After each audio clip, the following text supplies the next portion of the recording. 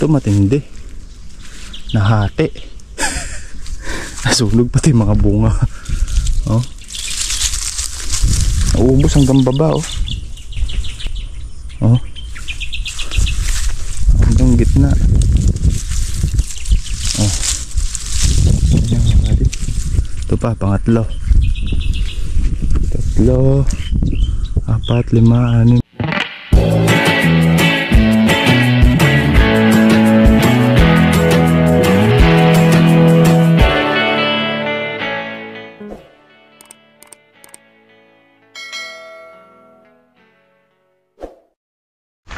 Good morning mga kabady.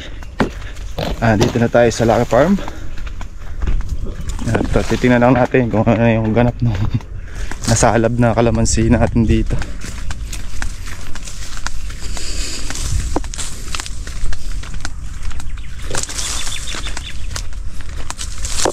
Tuloy tayo sa pag-grass cutter kahapon. Pagpatubig si Kakado sa may ampalayan natin, tsaka nagpataba. Tapos katiri lang natin yung Lucky Farm extension. Hindi pala ng pinsala. Yan yung ganap mga kabady. Ito nyo.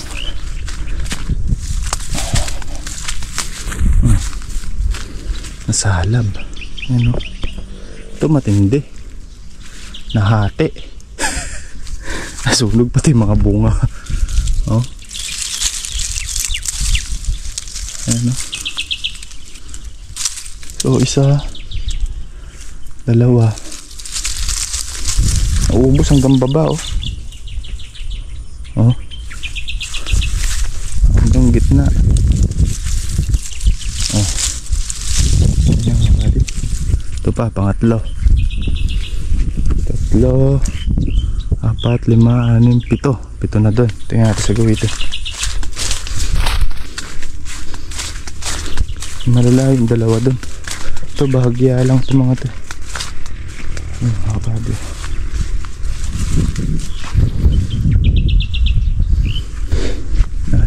Bahagya lang yung iba. Groggy yung dalawa. Nahati. 7. At dito sa gawi dito meron pa nasali. Meron pa dito malakas na apoy na pinigil namin ni Kakaan.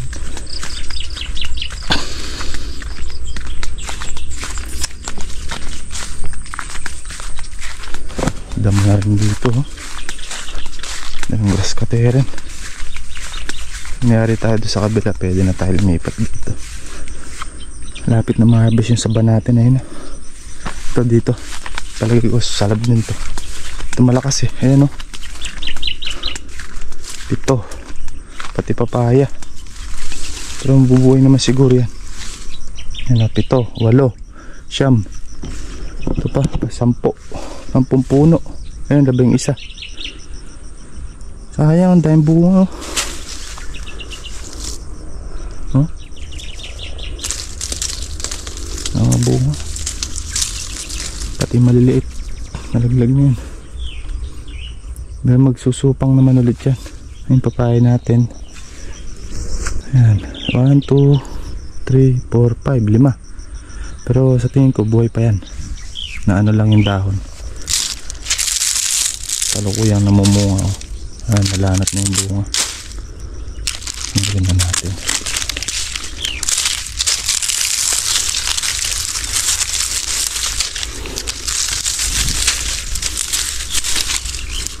Kasi yung boundary namin mga kabady. Ayan, may tarong dun oh.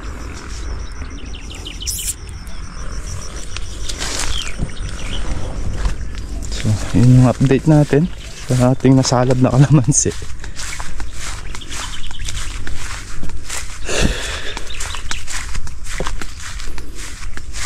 Dito wala naman dito napigil na dito napulan na namin dito.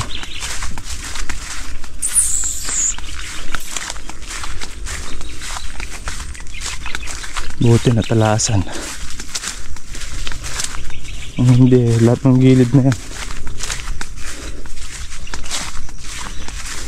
Ko mga papaya natin dito sa lukuyan na mumunga. Ayan o. delay kasi itong mga papaya natin natin na ano kasi sa init, tsaka nasilong sila, pero at least nakaka-recover na sila. Pares yung kabila natin doon ay marami ng bunga. Yan pa yung saging saba natin, oh. Pangalawa, tas yung pa isa doon, pangatlo. Pinapagulang muna natin dyan. Ayun po, napatabaan natin yung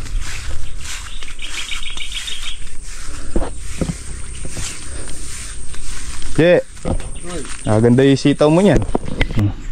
Ito naman, update naman tayo sa bulaklak ng kalamansi natin. Marami din body, yung iba kalabyos na mga body bunga, pero marami pa rin bulaklak. Kapon pumitas na sila Kuya Rodel ng sili, sila makmak. Nahalaw nga daw yung ilang tudling natin doon mga body, wala daw laman or walang bungang napitas. Hindi ako sure kung ilang tudling. Sinabi lang sa akin isa nung tanong ko si Kaka mamaya. Bulaklak natin dito, dami mga body, halos hindi lalayo rin to sa dati.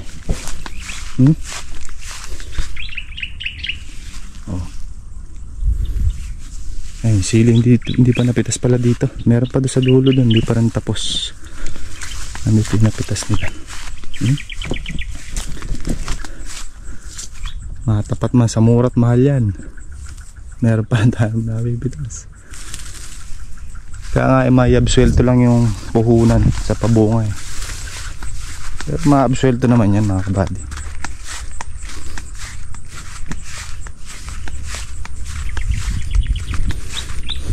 Ayun yung papaya natin dito, marami namatay mga kabady. Nagpatubig kami ng kalamansi, gawa ng, diba, tigang na tigang yung lupa. So pinatubigan ngayon namin ng tigmak na ano sila, kumbaga parang nabigla sa tubig, nababad ng puno, lumambot. Pero sayang, ang lalaki na pa naman. Meron yata 10 o 15 yung namatay papaya. Sa lukuyan namumulaklak at namumunga. Yan, kita niyo yung papaya natin mga body. Doon sa gawin doon marami na ano, kasi doon ko tinutok yung ating patubig na solar. 3 araw kong tinutok doon. Hindi ko man expect na mamatay dahil malaki na ako. Kaya na nila. Pero baka sakaling makasurvive pa yung mga ibang puno. So ayan, masilin natin. Kahit na nahalaw yung ibang tudling hindi pa rin, marami-rami pa rin, hindi pa tapos pitasin. 5 ano pa siguro sa ako. Ayan yung napitas kahapon. 2, 4, 6, 8, tama ba? 2, 4, 6, 8, 8 sakong malalaki. So mga 5 sako pa siguro yan, or 4, mga ganun. So ayan.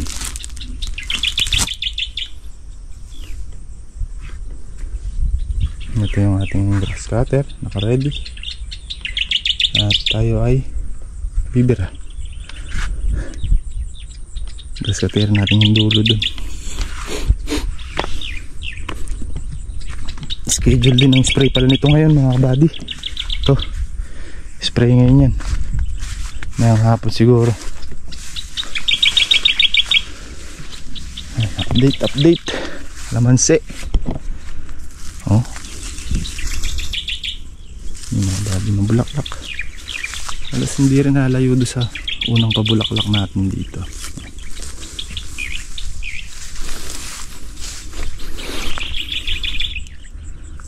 Oh, ha? Hindi ba kasi kalabyos na yung bunga? Ay, yung bulaklak, bunga na siya. Oh. Kumbaga ito, nasa maselang stage tayo dito mga kabady, dahil nakakadkad yung bulaklak nila, or ano, full bloom.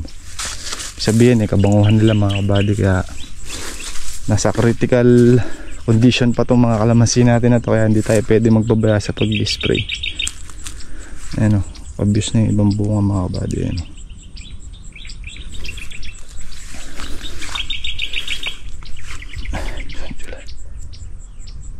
Possible to mga August ang harvest niyan. August, September ganun. Dito malinis na rito mga buddy. Ang ginagrass cutter na lang natin yung may sili natin dun, yung isang block, tsaka yung ilang tudling doon sa may maliit na area dun. Pero ito meron din tayong gaholen na bunga. Ayan. Yan yung pagkatapos harvest na pinatubigan namin. Yan na yung naging resulta yung mga, pero madalang lang yan. Yan ganyan, pailan-ilan din, pero pag pinagsama-sama yan marami rin yan. Ang mas marami kasi dyan mga buddy, pabulaklak natin ngayon pang August. Si May, June, July, August. August. Ayan o. Ayan mga buddy. Hindi pa kami nag-apply ng pampalaki ng bunga mga buddy. Hintayin na namin yung mga bulaklak natin na to, pag ito ganito na kalalaki, yan ganito na, tsaka na lang tayo mag-apply para isahan na lang, kasi hindi naman ganun karamihan yung mga ganito karaing bunga. Or pagka naka-absuelto na mga gamais ganito kalalaki, mga alatris or gasaresa ang bunga, yan, mag-apply na tayo ng pampalaki ng bunga para tulungan natin yung puno magpalaki ng bunga para masustentuhan niya lahat. So yan muna mga buddy, at kami mag-grass cutter muna. Dahil bulaklak po. Ito ang dami oh.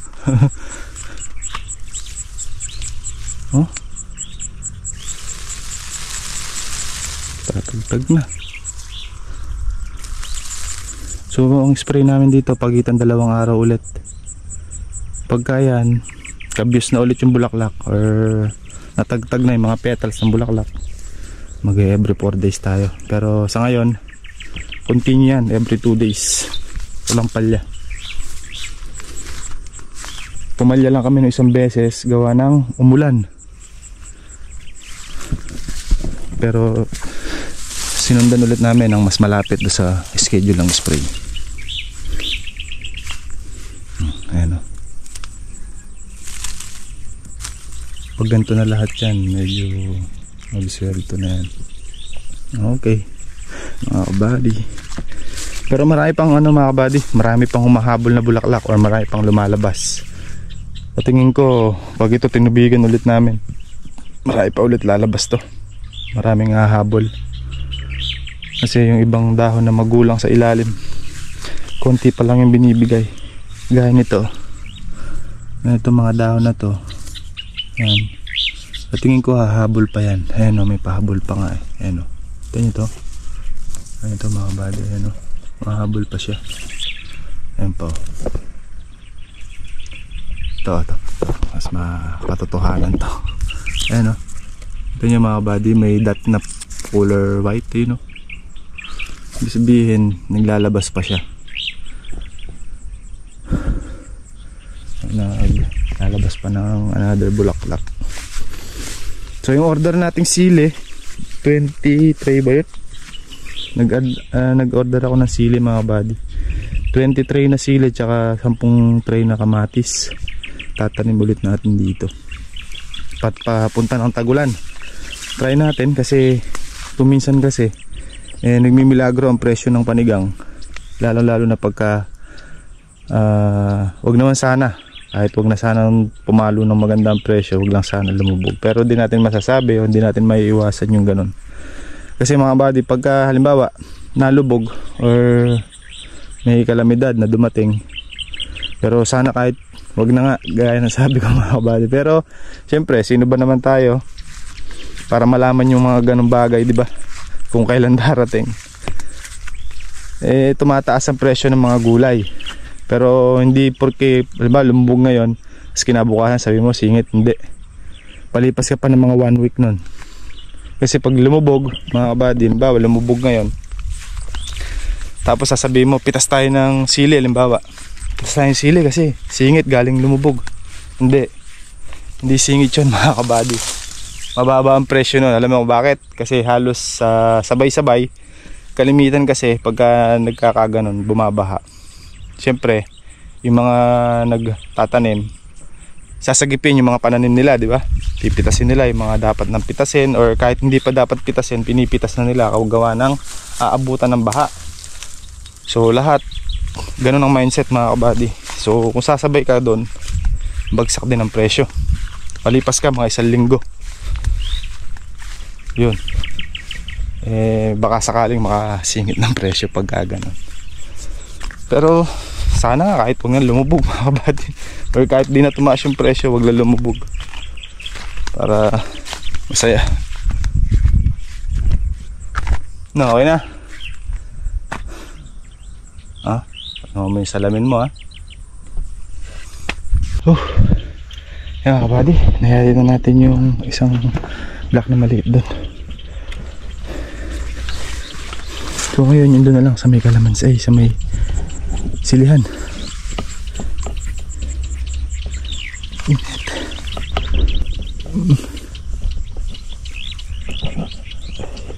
Natsambahan yung pagsaing. Binantayan kasi. Hindi na umuubra yung kaparatotang iniiwan. Magaling ka palang mag-grass cutter. Sino no? Tagal ka natutong grass cutter? Ano turo sa'yo? Wala. Di naman pinagte-trainingan yung grass cutter. Tingin-tingin lang. Wag-wag mo nang wag-wag yun. Tinan mo nga, di gagaling yung pati sili, pinatay. Ano kagaling yung isang tondigas. Sino ba mayor nun? Si Biding.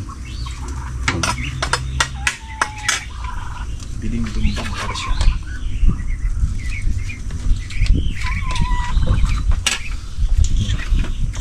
Mangan, tayo mo kape. Hindi kape mo.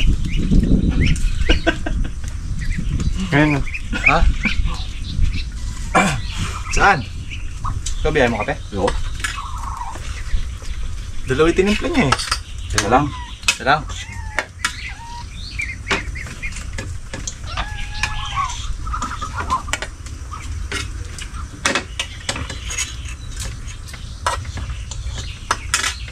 Yan naka-play ba yun? Time-lapse? Hindi. Tita Ebs, shoutout kay Tita Evelyn. Bukas na namin lulutuin yung pa-lunch mo sa amin. Yan, thank you. Para kami, kumpleto kami. Thank you, tita.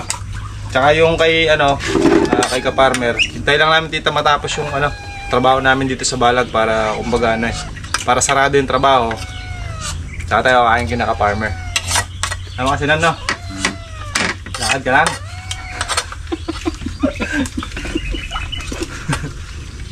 Ano ka? At ng baka. Tambes. Nilaga. Gaga.